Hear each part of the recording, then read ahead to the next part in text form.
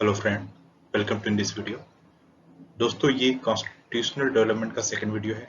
First video में हमने कुछ बेसिक कॉन्सेप्ट देखे थे, जैसे कंट्री, नेशन और स्टेट।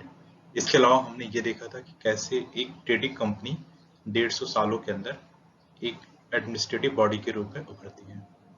इसके अलावा हमने ये भी जाना था कि 1765 से लेके 1772 तक बंगाल पर डुअल गवर्नमेंट रहता है, जिसके अंतर्गत दीवानी राइट कंपनी के पास होती है और निजामत की जो रिस्पॉन्सिबिलिटी होती है वो बंगाल के नवाब के पास होती है।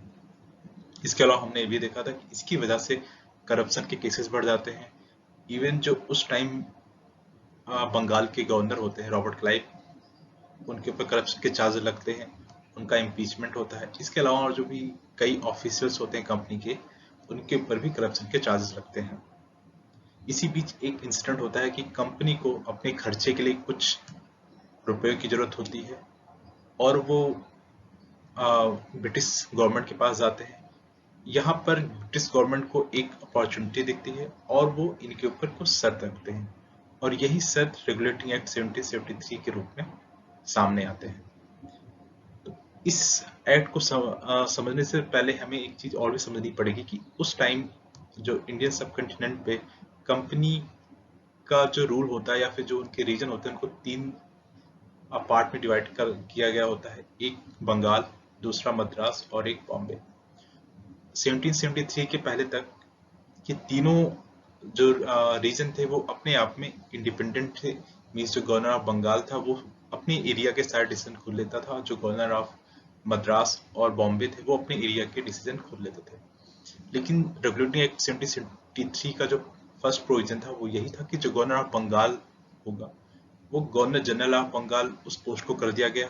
और जो भी मेजर डिसीजन होंगे, लाइक किसी रीजन में युद्ध करने के लिए या फिर अगर कोई ट्रीटी करनी है, तो उसके लिए गवर्नर जनरल ऑफ बंगाल की सहमति होना ज्यादा जरूरी है।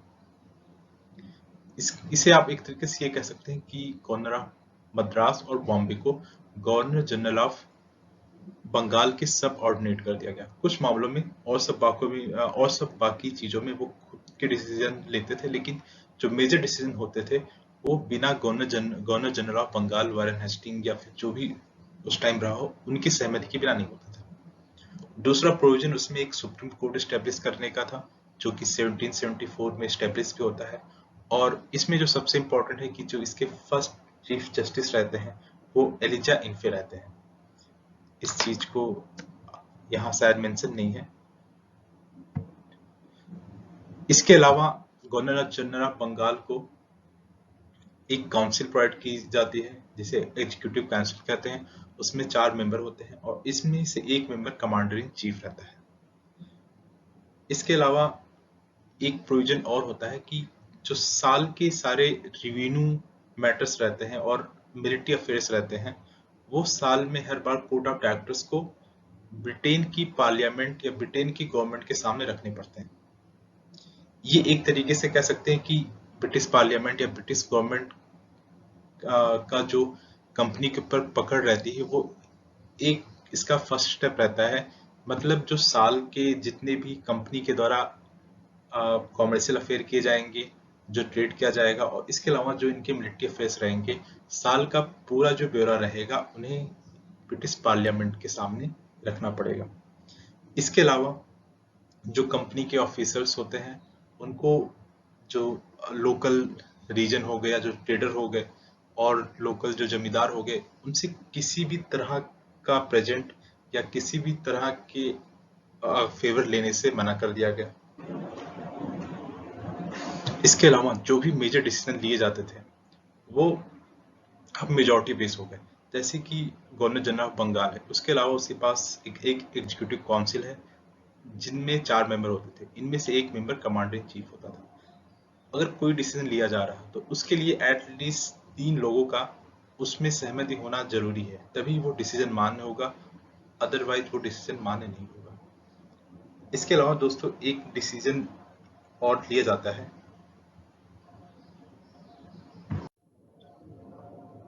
अगला एक्ट हम पिट्स इंडिया एक्ट 1784 देखेंगे।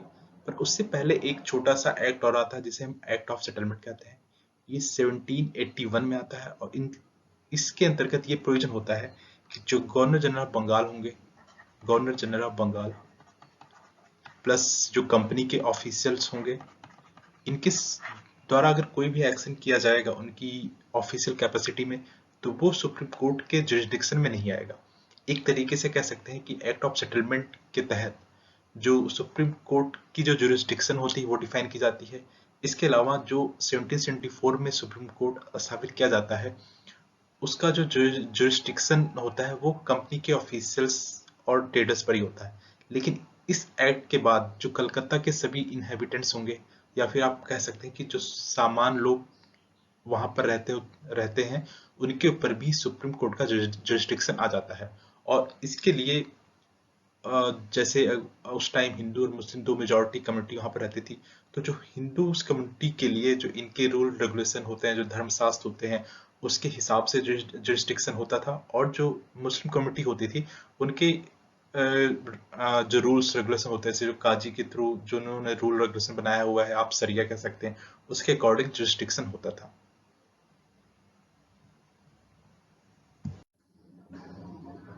एक्ट ऑफ सेटलमेंट 1781 के बाद 1784 में एक important act, Pitt's India act आता है।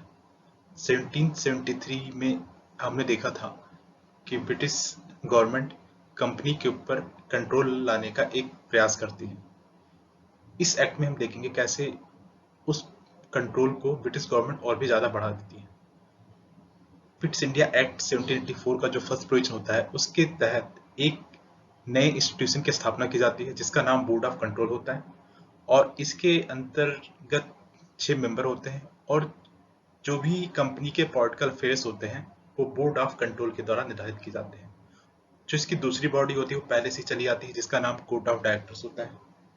इसके अंदर 24 मेंबर रहते हैं, और ये जो डे टू डे और ट्रेड रिलेटेड अफेयर्स होते हैं कंपनी के, वो कोर्ट ऑफ डायरेक्टर द्वारा निर्धारित किए जाते हैं।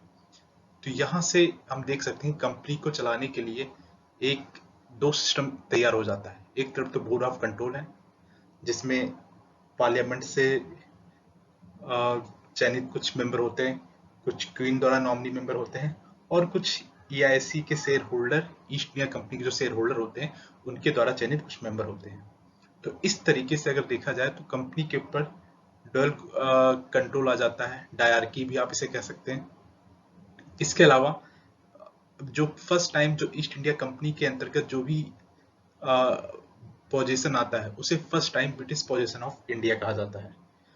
तो ये एक्ट सिर्फ केवल कंपनी को ब्रिटिश गवर्नमेंट के अंतर्गत ही नहीं लाता, जो कि जो इंडिया के रीजन होते हैं जो उस टाइम ईस्ट इंडिया कंपनी के अंदर आते हैं, वो भी डायरेक्टली ब्रिटिश गवर्नमेंट के अंतर्गत आ जाता है। इसके अलावा 2 साल बाद एक एक्ट और अमेंडमेंट एक्ट 1786 आता है।